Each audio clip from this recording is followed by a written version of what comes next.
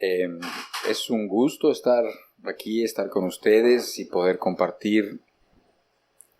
Vamos a compartir la palabra de Dios, vamos a abrir la Biblia, no importa que no traigas Biblia, importa que escuches y además que tengas el corazón como adecuado para escuchar, para que tengas, ya que apartaste este tiempo, aprovéchalo, ya que apartaste este momento, para escuchar las palabras de Dios, escucha las palabras de Dios, escúchale a Dios a ver si te tiene algo que decir, ¿no? Yo creo que sí, yo creo que Dios tiene algo que decir a todos nosotros, a unos una cosa, a otros otra cosa, pero algo tiene que hablarnos Dios a cada uno de nosotros. Y pensando yo en ustedes, y decía, bueno, ¿qué les platico a ellos? ¿Qué les platico que no hayan oído? Bueno, pues nada, realmente lo que ya les voy a platicar es algo que ya han oído y muy probablemente lo hayan leído y lo hayan leído muchas veces. Pero a veces, cuanto más leemos las Escrituras, más podemos sacar de ellas. Como que nos damos cuenta de que cosas que ya habíamos leído tienen nuevo significado o tienen más significado, más profundo. Por eso nunca menosprecies ese momento en el que puedas ponerte a leer las Escrituras o a leer la Biblia o a escuchar una plática, una predicación o algún comentario que alguien hace de parte de Dios, porque pues Dios te puede estar hablando. Ahora, toda nuestra plática de hoy va a basarse en un capítulo de la Biblia y es el capítulo de Mateo capítulo 16. Toda la plática va a estar en ese capítulo 16 y lo voy a leer todo. Yo creo que la Biblia es la palabra de Dios. Yo creo que la palabra de Dios dice ella misma, la Biblia dice que es viva y es eficaz. Dice que es más cortante que una espada de dos filos. Quiere decir eso que muchas veces se meten dentro de tus pensamientos y también de tus intenciones y de todo lo que hay adentro. Y muchas veces nosotros podemos ver claramente lo que hay dentro de nuestro corazón cuando se habla o se leen las Escrituras, ¿sí? Porque no hay mucho que añadir, honestamente, a lo que el Señor Jesucristo hable. No creo. Habrá alguna cosita que uno puede explicar, una cosa que quizás para mí es más claro y te lo puedo explicar, pero añadir a las palabras de Cristo, superar las palabras de Cristo, imposible. Imposible. Entonces, voy a leerlo y después lo vamos viendo en pedacitos, ¿sí? Lo vamos viendo en esto y vamos a tratar de que no sea muy larga para que no se distraigan, aunque ya aquí la verdad es que ya no se siente calor. Están a gusto, pues, o sea, como para poder escuchar atentos, ¿no? Y les voy a leer todo el capítulo y quiero que escuchen. No hace falta que leas, escucha. Voy a tratar de leer y vamos a ver por qué, después vamos a ver por qué leemos todo el capítulo. Dice el verso 1 del capítulo 16, dice, vinieron los fariseos y los saduceos para tentarle, o sea, para tentar a Jesús. Y le pidieron que les mostrase señal del cielo. Mas él, respondiendo, les dijo, cuando anochece decís, buen tiempo, porque el cielo tiene arreboles, y por la mañana, hoy habrá tempestad, porque tiene arreboles el cielo nublado. Hipócritas, les dice, sabéis distinguir el aspecto del cielo, mas las señales de los tiempos no podéis. La generación mala y adúltera demanda señal, pero señal no les será dada sino la señal del profeta Jonás. Y dejándolos, se fue. Llegando sus discípulos al otro lado, se habían olvidado de traer pan. Y Jesús les dijo, mirad, guardaos de la levadura de los fariseos y de los saduceos. Ellos pensaban dentro de sí, diciendo, esto dice porque no trajimos pan. Y entendiéndolo Jesús les dijo, ¿por qué pensáis dentro de vosotros, hombres de poca fe, que no tenéis pan? ¿No entendéis aún, ni os acordáis de los 5 panes entre 5,000 hombres y cuántas cestas recogisteis? ¿Ni de los 7 panes entre 4,000 y cuántas canastas recogisteis? ¿Cómo es que no entendéis que no fue por el pan que os dije que os guardaseis de la levadura de los fariseos y de los saduceos?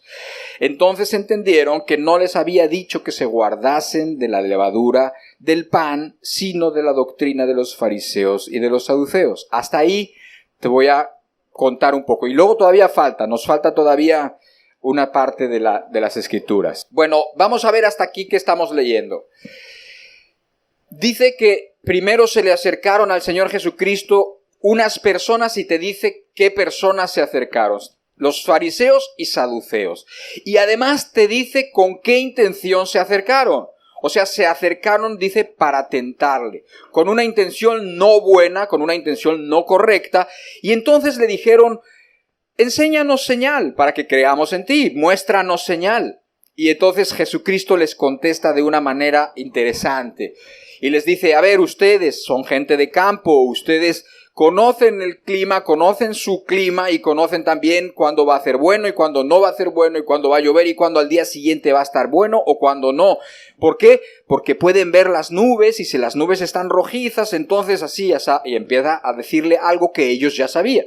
Pero obviamente les dice esas cosas para que ellos, como tratando de que ellos entendieran algo, y les dice, hipócritas. Ustedes saben discernir, saben entender las señales que ven ahí en las nubes y en el cielo, y me estás diciendo que no entiendes las señales de los tiempos. O sea, me estás diciendo que no sabes quién soy yo, estaba diciendo el Señor Jesucristo. Me estás diciendo que necesitas una señal más para que puedas creer. ¿Me estás diciendo que si no te muestro una señal más, no vas a creer en mí? Es un poco así lo que estaba sucediendo, un poco, porque además, acuérdate que estas personas, pues llegaron con una mala intención. No llegaron realmente a aprender de Cristo. Llegaron a tentarlo y más bien no querían obedecer al Señor, no querían, pero tenían muchas pruebas, ya habían como entendido muchas cosas, pero como quiera pedían señal para poder creer. Y entonces Jesús le dice, son unos hipócritas. Y entonces llega Jesús después, pasa ese momento y Jesús como que se siguió quedando con ese evento que había pasado, ese momento en donde se había encontrado con los saduceos y los fariseos, que eran unas sectas de aquellas épocas. No importa que sepas exactamente qué eran cada uno o qué creían, pero entonces dice que se quedó como con eso en la cabeza y dice que ya agarraron una barca y se fueron hasta el otro lado, ¿no? Y entonces como que Jesús se había quedado pensando en eso. Así me lo imagino yo porque no hay otra explicación según lo que lees. Y entonces como que está así y de repente de la nada le dice a sus discípulos, mirad, guardaos de la levadura de los fariseos y de los saduceos. Y a los discípulos los sacó, como que los cogió de sorpresa. Dijeron, ¿y por qué nos dice esto? Híjole, a lo mejor nos está diciendo que porque no trajimos pan, que porque no trajimos, que no preparamos la comida, o que no pensamos en, como que no previmos la comida o algo así. Y entonces, o sea, y no sabían por qué le estaba diciendo, y ya después Jesús les dice, no. Como diciéndole, estoy pensando en los fariseos y los saduceos, cuídense de ser como ellos. Cuídense de ser hipócritas como ellos, ¿sí? Cuídense de estar viendo claramente y no quieren creer, que es lo que les está pasando a ellos. Y entonces tenían que justificar la forma en que se comportaban y entonces decían, no, bueno, lo que pasa es que yo, si viera una señal, creería, ¿sí? Como si no hubieran visto señales. Como si no hubieran visto ya milagros. Pero es que esto es tremendo para cada uno de nosotros. ¿Cuántos milagros más, cuántas maravillas o cuántas cosas más necesitamos para entender que Dios nos ha amado? Para entender que Dios quiere rescatarnos, para entender que Dios quiere que modifiquemos nuestros caminos, para entender que Dios quiere que ya demos el paso que no hemos querido dar. ¿Cuántas señales más? Bueno, estas personas se le acercaron con esa actitud porque en realidad no querían creer. No es que Jesús les estuviera cerrando la puerta diciendo, no, a estos no les voy a mostrar señal. No, más bien lo que está diciendo es, a estos ya se les ha mostrado todo lo que necesitan para creer, todo lo que necesitan para entender.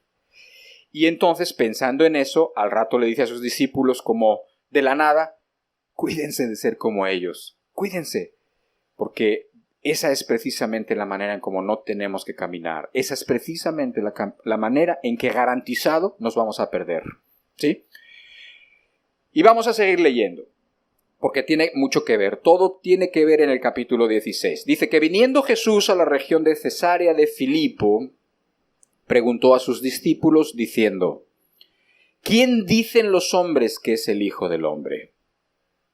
Ellos dijeron: unos, Juan el Bautista; otros, Elías; y otros, Jeremías o alguno de los profetas. Él les dijo: ¿Y vosotros, quién decís que soy yo?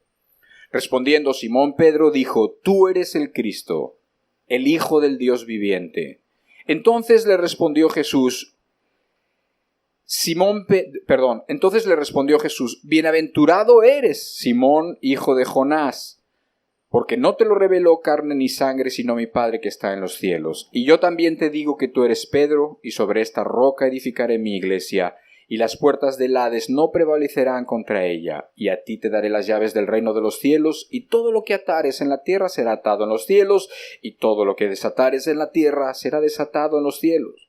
Entonces mandó a sus discípulos que a nadie dijesen que él era Jesús el Cristo. Desde entonces comenzó Jesús a declarar a sus discípulos que le era necesario ir a Jerusalén y padecer mucho de los ancianos, de los principales sacerdotes y de los escribas, y ser muerto y resucitar al tercer día. Entonces Pedro, tomándolo aparte, comenzó a reconvenirle diciendo: Señor, ten compasión de ti. En ninguna manera esto te acontezca. Pero él, volviéndose, dijo a Pedro: Quítate de delante de mí, Satanás, me eres tropiezo, porque no pones la mira en las cosas de Dios, sino en las de los hombres. Entonces Jesús dijo a sus discípulos: Si alguno quiere venir en pos de mí, niéguese a sí mismo y tome la cruz y sígame. Porque todo el que quiera salvar su vida la perderá. Y todo el que pierda su vida por causa de mí la hallará. Porque ¿qué aprovechará al hombre si ganare todo el mundo y perdiere su alma? ¿O qué recompensa dará el hombre por su alma? Porque el Hijo del Hombre vendrá en la gloria de su Padre con sus ángeles, y entonces pagará a cada uno conforme a sus obras. Ese es todo el capítulo 16 de Mateo. Y si te das cuenta, es como que una historia que tiene varias partes y un poco lo que ya hemos platicado. Y cada parte pudiéramos nosotros hacer una o dos o tres pláticas de cada una de esas partes, ¿me entiende? Pero sin embargo también nos conviene muchas veces ver todo en general, ¿sí? O sea, lo que quiere decir un poco todo el capítulo. De esa manera tenemos una enseñanza como que completa. Y bueno, pues ya viste que lo primero que pasó es que los fariseos y los saduceos se le acercan a Jesucristo, le piden señal, Jesucristo les dice no porque ya no la necesitan, porque ya tienen todas las señales que necesitan. Después le dice a sus discípulos: por ese camino no vayan, y eso es lo mismo que yo les digo de parte de Dios, de las Escrituras, por ese camino de los fariseos y de los saduceos que representan a las personas que tienen religión. Representan a las personas que ellos se imaginan que están cerca de Dios y de hecho se imaginan que están más cerca de Dios que otras personas. Ese es el problema. Y entonces resulta que Jesús les dice: por ahí no vayan porque ellos son hipócritas. Una persona hipócrita es una persona que se comporta de una manera diferente aquí que allá.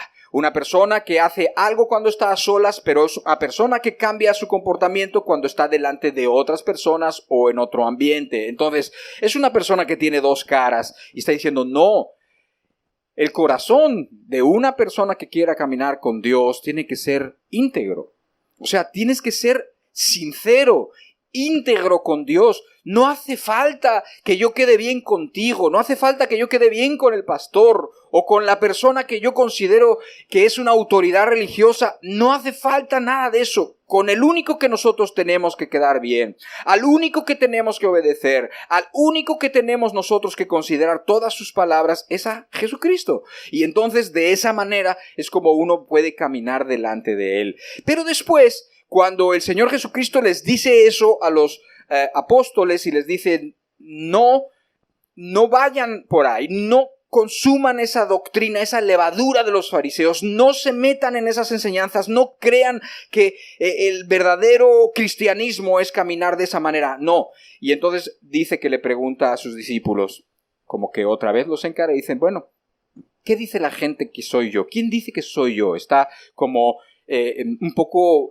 explorando a ver qué es lo que los discípulos iban a decir, o qué es lo que la gente decía, o qué es lo que la gente estaba entendiendo, porque decir que Jesucristo es Dios que vino a esta tierra y a este mundo, Dios hecho carne, es una cosa muy grande. O sea, yo no sé si tú te lo has puesto a pensar bien. Estamos acostumbrados a la Navidad y estamos acostumbrados a muchas cosas que no sabemos muchas veces ni qué significan bien.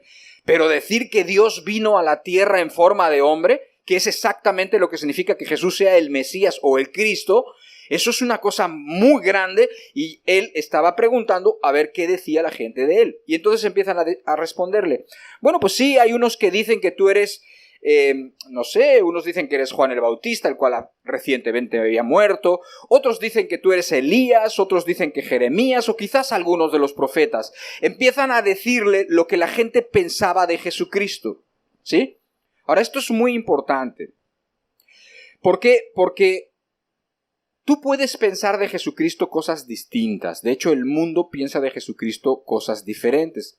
Hay desde quien no cree ni que existió, a quien no cree que era nada más que cualquier otra persona, pero hay quien cree que era un maestro, hay quien cree que era un iluminado, hay quien cree que era un rabí, hay quien cree que era un profeta, y ya vemos quienes creemos que era Jesús, el Hijo de Dios, ¿sí? O sea, pero era importante. Y Jesús les estaba preguntando. Y entonces dice, bueno, todo eso piensa la gente. La gente piensa que yo soy un profeta, la gente piensa que yo soy un maestro, la gente piensa que esto o que lo otro, que soy Juan el Bautista resucitado. Pero ¿y ustedes quién creen que soy yo? Y esa pregunta te la hace Dios directamente. ¿Y tú quién crees que es Jesucristo? Y tú, bueno, eso piensa la gente. La gente a través de los tiempos, a través de las edades, ha pensado muchas cosas de Jesucristo. Pero ¿tú qué piensas de Jesucristo? ¿Quién es Jesucristo para ti? Y estoy hablando específicamente de los que estamos aquí. ¿Quién es Jesucristo para ti? Y entonces les pregunta a ellos, y entonces los otros se quedan así. Y Pedro dice, bueno, yo voy a responder. Y él responde y dice, bueno, tú eres el Cristo, tú eres el Mesías, tú eres el ungido de Dios, tú eres Dios mismo, tú eres el Hijo de Dios, Dios mismo tal y como se había profetizado hace muchos años que iba a venir a salvarnos.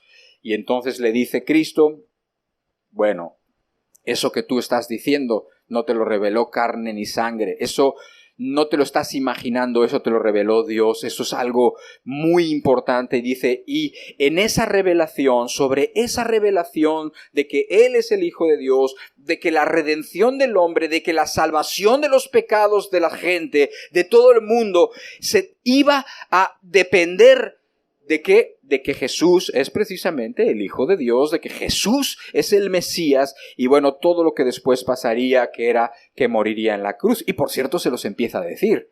Y les empieza a decir, bueno, pues entonces es necesario ya, como que ya era el tiempo de que yo vaya a Jerusalén, entonces voy a padecer de los ancianos, de los sacerdotes, y además me van a crucificar. Y Pedro se escandaliza y dice, no, que no te pase eso, maestro. No, líbrate de que eso te acontezca. Y Jesús le dice, no. Le dice, apártate de mí. Lo reprende seriamente a Pedro porque no estaba entendiendo cómo somos, ¿no? Ahora entendemos, ahora no entendemos.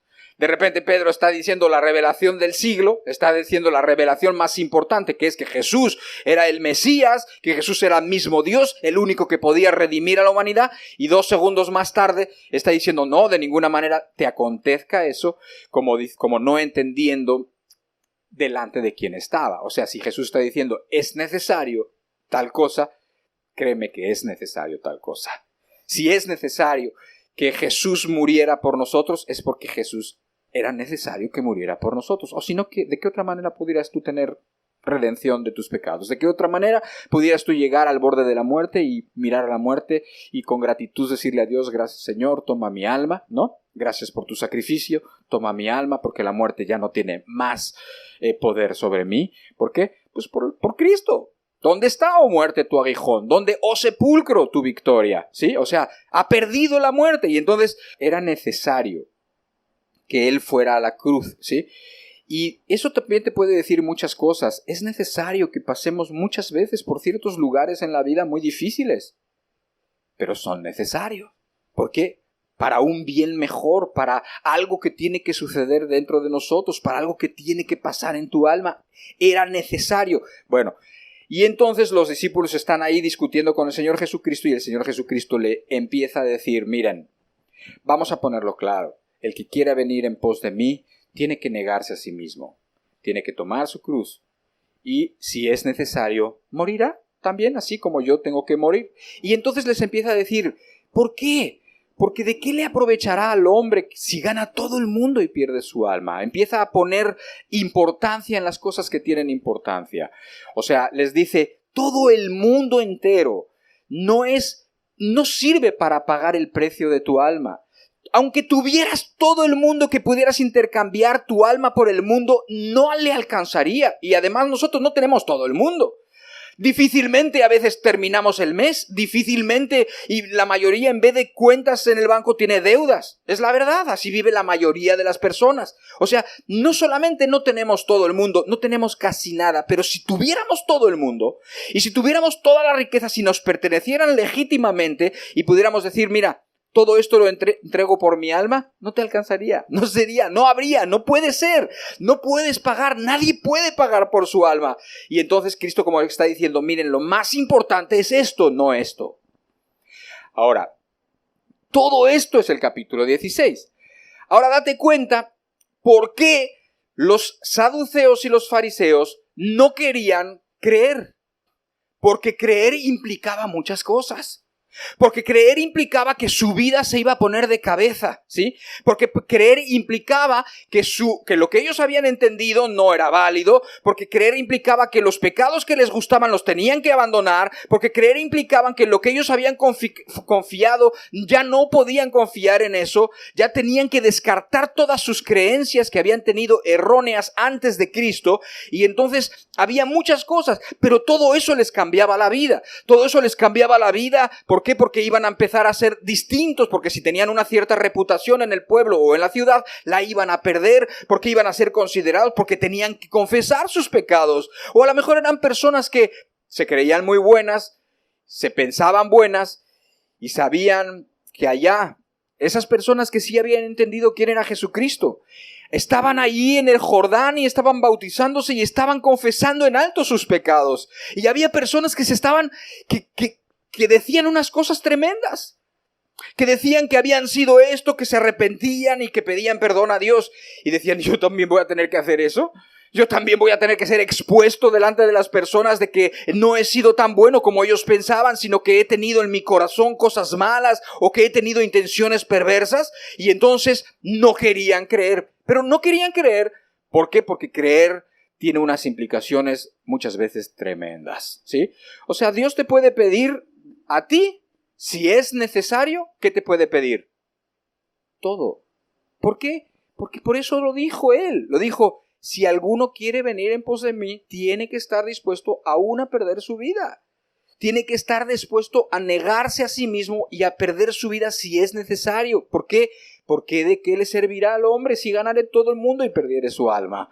Diciendo, porque eso es lo importante, porque eso es lo que realmente vale, porque eso es lo que realmente merece la pena. Entonces, los fariseos y los saduceos, de alguna manera se daban cuenta que creer en el Señor Jesucristo tenía implicaciones serias. Ahora, ¿no es precisamente esa la razón por la que muchos no se convierten? No es porque les falten milagros, porque milagros hemos tenido todos. Muchas personas pueden reconocer, si hacen un recuento en su vida, pueden pensar en el pasado y decir, híjole, yo era impío, no consideraba a Dios, estaba acá, estaba allá en las fiestas, esto, y cuántas veces el Señor me libró de esto, y me libró de accidentes, y me libró de que me mataran, y me libró de muchas cosas. Entonces, uno se da cuenta y tiene que llegar a la conclusión de que uno realmente no necesita más milagros. ¿Qué más milagros queremos? ¿Qué más cosas te tiene que mostrar Dios de que te ama y de que quiere que tus caminos desemboquen en la vida eterna y no en el infierno? ¿De qué manera más te lo puede decir? ¿Qué más señales puede hacer que no haya hecho? Entonces, como eso es lo que pensaban los fariseos y los saduceos, por eso Cristo les llamó hipócritas. Porque en realidad decían, tú dices que quieres venir conmigo, pero en realidad no quieres. Tú dices que quieres caminar con Dios, pero en realidad no quieres. Tú dices que si vieras un milagro más, entonces caminarías con Dios, pero no es cierto, porque ya has visto mucho y no quieres creer. ¿Y por qué no quieren creer? Porque para andar con Cristo hay que obedecer a Cristo. Porque para andar con el Señor hay que andar por donde Él anduvo. Y sí, efectivamente, el premio es la vida eterna. La desembocadura de ese río es la vida eterna, es exactamente, sí. Pero hay un precio que pagar, de alguna manera. Pero te consuela y te dice, pero ¿de qué te preocupas? Si el mundo entero, velo tú. La gente que tiene muchas cosas, por eso es feliz. La gente que tiene, no sé, la gente ve lo que a las personas les resulta valioso. ¿Qué les resulta valioso? La fama, el poder, el dinero, la belleza, el cuerpo. Estas son las cosas que los hombres y las mujeres buscan. Tú ves que hay personas que tienen todo eso y ves que son unos miserables. Es la pura verdad. Unos miserables, muchos de ellos se terminan suicidando, otros tienen una vida que está todo mal, son infelices, son groseros en su casa cuando nadie los ve, se comportan terriblemente, se están peleando toda la vida, tienen una insatisfacción aquí en el alma total, ¿no?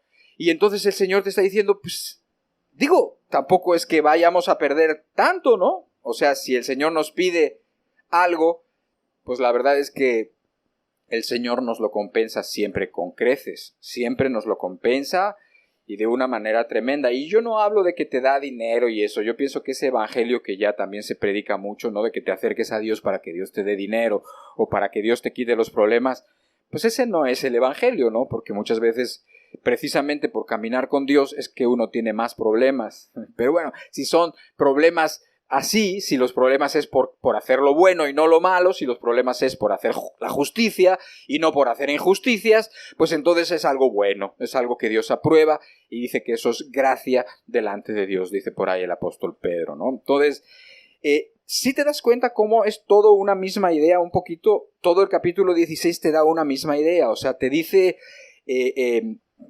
cuál es el camino porque sí tienes que andar y cuál es el camino por el que no debes andar. No debes andar en la hipocresía, no debes andar en la religión, no debes andar diciendo que quieres caminar con Dios cuando en realidad no quieres. Ahora, puede suceder que la persona sí quiera y sienta que no puede.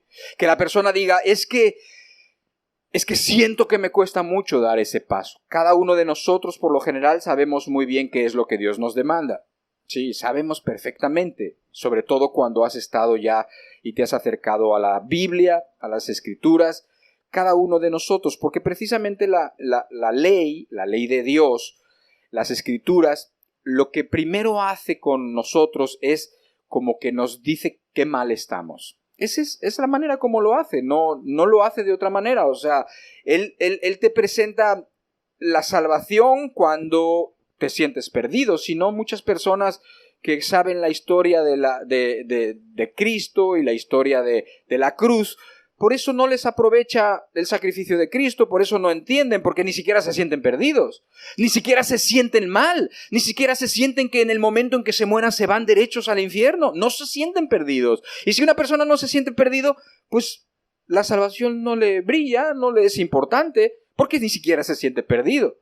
Pero una persona que se siente perdida y mal, una persona que sabe que ya está hasta teniendo miedos en la noche y teniendo miedo y ya está viendo moros con tranchetes y ya está viendo que no hay lugar seguro y que la muerte lo puede alcanzar porque está considerando su vida y está considerando las cosas que ha hecho o que ha dejado de hacer en el pasado o que ha visto cuánto tropiezo le fue a su casa, a sus hijos, a sus hijas y entonces está viendo toda la culpa que tiene y no puede con ella. La Biblia menciona eso y le pone un nombre que es la convicción de pecado. Esa persona que quiere tomar una decisión pero se siente desesperada, quiere tomar la decisión pero tiene miedo, esa persona puede ir y pedirle al Señor ayuda. Esa persona puede ir y pedirle a Dios y decirle, Señor, como que quiero y no puedo, Señor, como que ayuda a mi incredulidad, como Señor, ayúdame por favor. Y el Señor lo puede ayudar. ¿Por qué? Porque lo que es imposible para los hombres es posible para Dios. Y Él lo puede ayudar perfectamente. ¿Por qué? Porque todos hemos sido igual, porque nadie que es cristiano es ni porque es más listo, ni porque es más bueno, ni porque es más justo, sino porque ha sido humilde y le ha pedido a Dios ayuda, porque sabe que uno no puede salir adelante solo. Entonces, ahí está delante de ti, ahí está delante de algunos de ustedes esa situación que tienen que dejar o esa específicamente, esa parte que saben que tienen que atacar. Y bueno, pues ahí está la lucha. Eso puede suceder. Hay personas que ni siquiera quieren llegar hasta ahí. Hay personas que quieren sentirse bien como que van a una congregación, como que son parte de una religión, como que ya están bautizados, como que tienen la membresía de una denominación y con eso se sienten satisfechos. Eso no es nada. Eso no sirve para nada. Para absolutamente nada. ¿Por qué? Porque lo que Dios nos ofrece aquí en esta tierra y lo que nos ofrece en el cielo es otra cosa. Y además, ¿no está cansada ya la tierra de tantas religiones? ¿No está ya las ciudades hartas de las religiones que muchas veces hay en todas las esquinas, y si no son evangélicas, son católicas, si no son adventistas, y si no son testigos de Jehová? ¿No está ya el mundo harto porque ahí no ha visto a Dios? ¿Dónde va a ver a Dios? ¿Dónde la gente va a ver a Dios? ¿Sabes dónde lo va a ver? Él lo dijo: en esto conocerá el mundo que sois mis discípulos, en que se aman unos a otros. En esto es la gente que va a considerar que Dios realmente existe cuando vean tu vida transformada. Cuando vean que una persona egoísta ahora ama. Cuando vean que una persona que solamente vivía para sus vicios ahora vive para los demás. Es entonces cuando la gente sí va a conocer que Dios existe. No cuando haya religiones, pues ya lo ha habido desde hace mucho tiempo y no ha servido para mucho, honestamente. No quiero decir que en algunas religiones haya personas que estén buscando y que haya algunas excepciones por ahí. Pero en general las religiones que han hecho, yo creo que más han confundido, ¿no? Entonces, es lo que pasaba en los tiempos de Jesús. Los saduceos y los fariseos en realidad confundían con su manera de vivir a la gente. En realidad ellos decían que ellos tenían a Dios, pero la gente los veía que eran codiciosos con sus ojos, veían que eran codiciosos con su corazón, que buscaban riquezas deshonestas, que les gustaba el aplauso de los hombres y que por eso oraban y por eso hablaban en público para que la gente los reconociera. Y entonces Jesús le está diciendo: por ahí no es el camino. El camino puede ser el camino en donde quizás las cosas no van a ser fáciles, pero vas a tener a Dios de tu lado. Quizás las cosas no van a ser sencillas, porque no lo son. Él dijo que el camino era estrecho y que había que esforzarse por caminar en ese camino, pero dice que también por eso mucha gente no quiere caminar. Pero yo hoy te digo de parte de Dios que ese es el camino y que lo tomes ya. O sea, ya no demores más, porque tú no sabes lo que depara para ti el día de mañana, porque tú no sabes si tienes otra oportunidad, porque el Señor dice que nosotros lo busquemos mientras pueda ser hallado. Eso quiere decir que hay personas que ya se perdieron, aunque todavía no se hayan muerto. ¿Por qué? Se perdieron en el sentido de que, como han rechazado todo lo que es su oportunidad y todo lo que tiene que ver con su salvación, ¿qué más les queda? Muchas veces has visto que hay personas que se acercaron en algún momento a Dios y después se desviaron o no quisieron pagar el precio o se amargaron o tuvieron una mala experiencia. Hombre, sentimos mucho que haya malas experiencias, pero Dios nunca nos ha fallado. A ninguno nos ha fallado. Jamás en la vida. Sentimos que podamos tener problemas con personas que se dicen cristianas o con personas de las religiones. Qué lástima, porque eso es un tropiezo. Y hay de aquellas personas que ponen tropiezo a los demás. Pero Jesús nunca nos ha fallado. Por lo tanto, yo creo que podemos caminar y podemos acudir a Él. Y Él puede escucharnos y puede escuchar a cualquier persona. Pero hay gente que ya dice no. Y entonces, después de haber buscado a Dios, después de haberse tropezado, después de haberse cambiado de opinión y dejarlo de buscar, se meten peor en los pecados que antes tenían. Peor todavía. Es como queriendo acallar la voz de su conciencia, como queriendo que se olvide lo que aprendieron cuando escucharon de la Biblia y cuando escucharon algunas enseñanzas o cuando leyeron las Escrituras. Y entonces tienen que ahogar esa voz del Espíritu y esa voz de la conciencia, a veces con alcohol, a veces con fiesta, a veces con ruidos, a veces con no pensar, a veces con música, y nunca tener un momento libre para pensar. ¿Por qué? Porque no quieren. Entonces, si una persona rechaza lo que Dios está extendiéndole para su salvación, ¿qué más hay para esa persona? Entonces, hay un momento de buscar, hay un momento de tomar decisiones, y ese momento para la persona que no... Siempre uno tiene decisiones buenas que tomar, pero hay decisiones que no solamente son buenas, son de vida o muerte. Esas no las dejes de tomar. Una persona puede decir creo que quiero cambiarme de ciudad y es una decisión importante. Creo que aquí en Poza Rica cualquier cosa y me quiero ir a vivir a otro lado porque por mis hijos o por el trabajo, me conviene o porque ahí hay otros hermanos o por la razón que tú quieras. Eso es una decisión que puede ser importante porque que una persona se cambie de lugar es importante o irse más lejos a la Ciudad de México o a otro lado. Y esa es una decisión que se puede estar meditando, que se puede estar posponiendo inclusive porque no estás muy seguro de que si se debe hacer. Eso es una decisión importante, pero no es una decisión de vida o muerte. Pero la salvación del alma sí es de vida o muerte. Es así. Esa no la puedes estar posponiendo. Y mucho menos posponiendo y posponiendo y posponiendo. No puedes. ¿Por qué? Porque te estás poniendo en un riesgo terrible. Y nadie quisiera de veras algún día pensar para atrás y decir tuve la oportunidad 1000 veces y 1000 veces la deseché. Tuviste el chance. ¿Y de qué tuviste miedo? Todos hemos tenido miedo. ¿Por qué no llevamos nuestro miedo a Dios? ¿Por qué no lo llevamos a Él? ¿Por qué no llevas tu decisión a Dios cualquiera que ésta sea? No sé ni por qué estoy hablando exactamente de esto, pero estoy viendo que este mensaje se lo dio Cristo a las personas que caminaban con Él, como diciéndoles, sí, mi camino puede parecer difícil, puede ser, hay que estar dispuesto a lo que sea necesario, pero vas a ganar el alma. Y hombre, decir ganar el alma es mucho decir, porque nosotros no vamos a ganar nada. O sea, nosotros, si tú dieras tu vida a cambio de tu alma, pues no te alcanza tampoco. Más bien es un poquito una forma de decirlo, ¿no? O sea, podemos perder nuestra vida, que por cierto puede estar perdidísima, pero vas a ganar el amor, la amistad de Jesucristo, la salvación del Señor Jesucristo, que no es por obras, por supuesto, pero es obvio que el Señor Jesucristo le dice a las personas, si quieres venir en pos de mí, tienes que estar dispuesto a esto y a esto y a esto. ¿Estás dispuesto? ¿Por qué no cierras tantito tus ojos?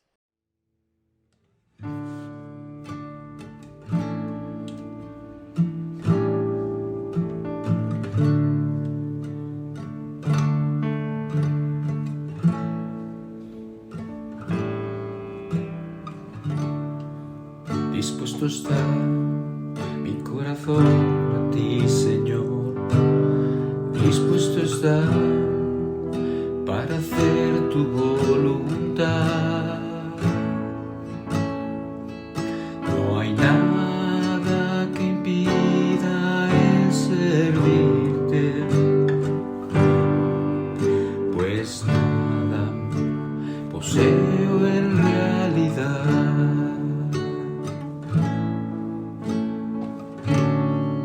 Agradecido está mi corazón a ti, agradecido siempre, siempre estará.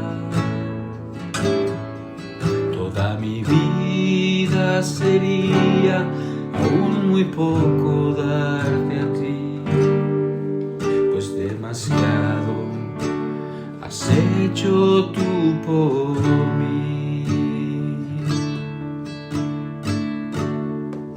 Yo viviré sirviéndote, Señor. Yo viviré adorándote, Jesús. Yo viviré eternamente agradecido hasta el día que vengas tú por mí.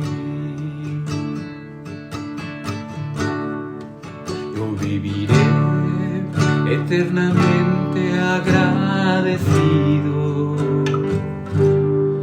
hasta el día que vengas tú por mí.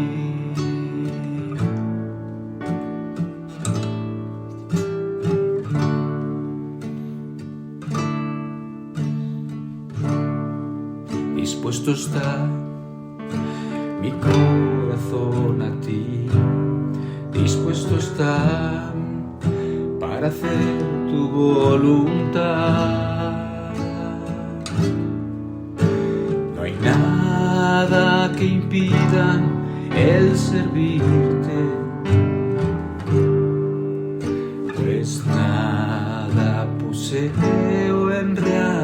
realidad.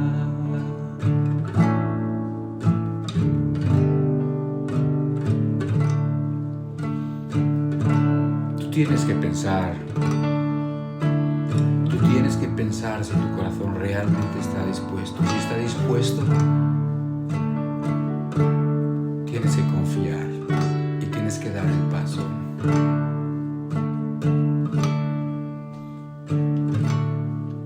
Agradecido está mi corazón a ti, agradecido siempre, siempre estará. Toda mi vida sería aún muy poco darte a ti, pues demasiado has hecho tú por mí.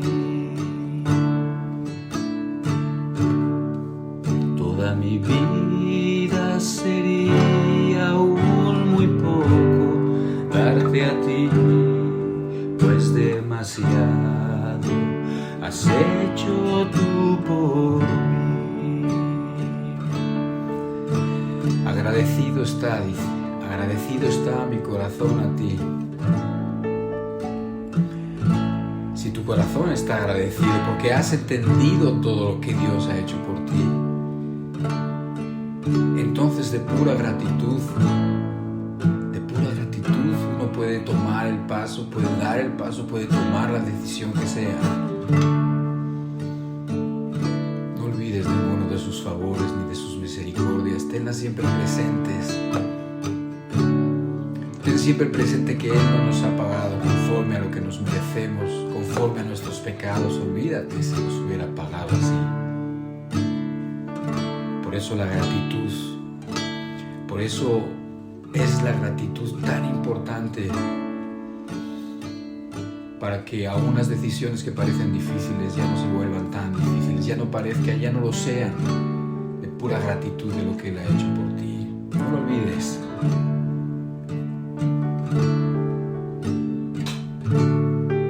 Yo viviré sirviéndote, Señor, y yo viviré adorándote, Jesús. Yo viviré eternamente agradecido hasta el día que vengas tú por mí. Así que de una vez dile esto, ya, así, como una declaración abierta, pública, de tu decisión. Yo viviré sirviéndote, Señor. Yo viviré por siempre agradecido hasta el día que vengas tú por mí. Yo viviré sirviéndote, Señor. Yo viviré adorándote, Jesús. Yo viviré eternamente agradecido hasta el día que vengas tú por mí. Yo viviré eternamente agradecido hasta el día que vengas tú por mí. Una vez más, yo viviré eternamente agradecido hasta el día que vengas tú por mí.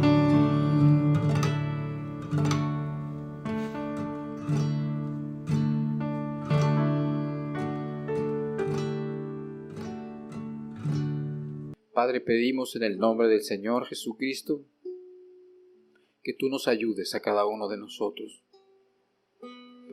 que tú nos ayudes en cada una de las decisiones que cada uno de nosotros tenemos que tomar, Señor. Ya no queremos la vida como la hemos tenido ahora, la queremos a tu lado, Señor. con las consecuencias que sean necesarias, Señor. Queremos que nos ayudes en nuestra incredulidad, en nuestra impotencia, en nuestra debilidad, Señor, para poder decir que somos fuertes y tomar la decisión que tenemos que tomar. Oh Señor, quisiéramos decirte que aquí están nuestras vidas y que hagas lo que puedas con cada uno de nosotros, Señor. Que puedas tener nuestros labios que en otro día, Señor, y nuestra boca que en otros días dijeron e hicieron cosas terribles, o nuestras manos, y que ahora puedan servirte a ti, Señor. Que nuestro corazón que pensó cosas malas, Señor, nuestra mente ahora la podamos dedicar a ti. Yo te pido, Señor, por cada una de las personas que estamos aquí, que tú conoces y que yo no. Y que tú ayudes a cada una de estas familias también aquí representadas. Y te lo pedimos en el nombre de Jesús y te damos gracias por permitirnos reunirnos. Y por tu palabra y por tu evangelio, por tus escrituras que podemos leer. Padre, que puedas tú tomar cada una de estas vidas para ti y que te glorifiquen a ti cada una de estas personas, Señor, cada una de estas almas preciosas, Señor, que tú con tu sangre pagaste. Alabado sea tu nombre, Señor. Digno eres y queremos ser tus hijos y queremos ser tus siervos. En el nombre de Jesús te lo pedimos todo. Amén.